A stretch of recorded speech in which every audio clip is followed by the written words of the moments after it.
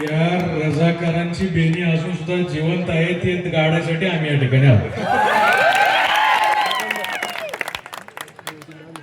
आजपर्यंत हजारो वर्षांपासून हिंदूंचा संयमाचा आणि स्वभावाचा गैरफायदा घेऊन हिंदूंच्या जीवावर जगणारी ही भांडवळ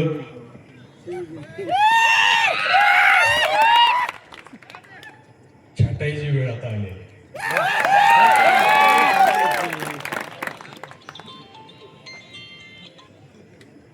हिंदू धर्म हा या पृथ्वी तलावरचा सगळ्यात पहिला धर्म आहे आणि त्यामुळे ही जी लोक सांगतात का नाही की हिंदू धर्मात लिहिलंय सर्व धर्म समभाव, असं कुठेही लिहिलेलं नाही मित्रांनो. कारण हिंदू धर्म जेव्हा या पृथ्वी तलावरती उगम पावला त्यावेळेस या पृथ्वी तलावर दुसरा कुठलाही धर्म नाही. महाभारतात तुम्ही ऐकलं असेल गांधार नरेश शकुनी. ते गांधार म्हणजे कुठलं, ते आजचं कंधार जे म्हणतात अफगाणिस्तान मध्ये, ते सुद्धा आपल्या हिंदू धर्माचं अखंड भारताचा एक भाग होता. या पृथ्वीवरती सध्या 58 मुसलमान देश आहेत, जवळजवळ 150 ख्रिश्चन देश आहेत आणि आपल्या या अखंड भारताचे तुकडे करून आज जो आपण आपला भारत मानतो, ह्या देशाला सेक्युलर या नावाखाली आपल्या हिंदू धर्मावरती आक्रमण करण्याचं काम हे गेले अनेक शतकांपासून दुर्दैवाने चालू आहे. औरंगजेब जेव्हा महाराष्ट्रात आला तेव्हा काय सरळ आला का? अरे आमच्या हिंदूंची मंदिरं तोडत आला, आमच्या आया बहिणींची इज्जती लुटत आला, आमच्या शेतकऱ्याचं शेत जाळत आला. गाढवाचं नांगर फिरवण्याचं काम या लांडणी या महाराष्ट्रात केलं.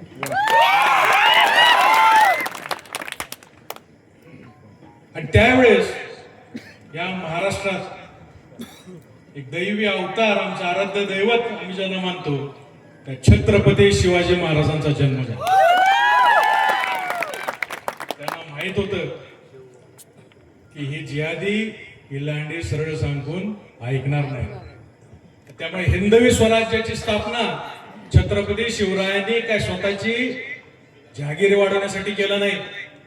छत्रपती शिवाजी महाराजांनी हिंदवी स्वराज्याची स्थापना ही मनगटावर केली आणि हिंदू धर्मातल्या मर्दांच्या बलिदानावर. आज जो त्रास छत्रपती शिवाजी महाराजांना होत होता की आपलीच काहीतरी त्या काळात काहीतर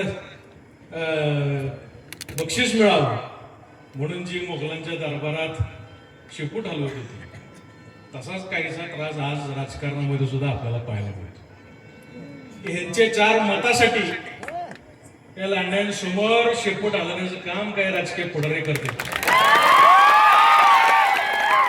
सर्व पुढाऱ्यांना आव्हान द्यायचं की अरे आदर्श घ्यायचा आहे तर आमच्या पडळकर साहेबांचा घ्या, अरे आदर्श घ्यायचा आहे तर आमच्या संग्राम भैयाचा घ्या.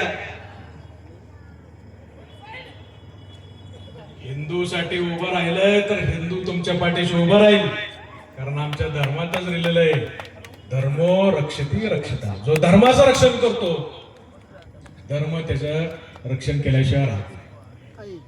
आज या मोर्चाच्या निमित्तानं अतिशय दुर्दैवी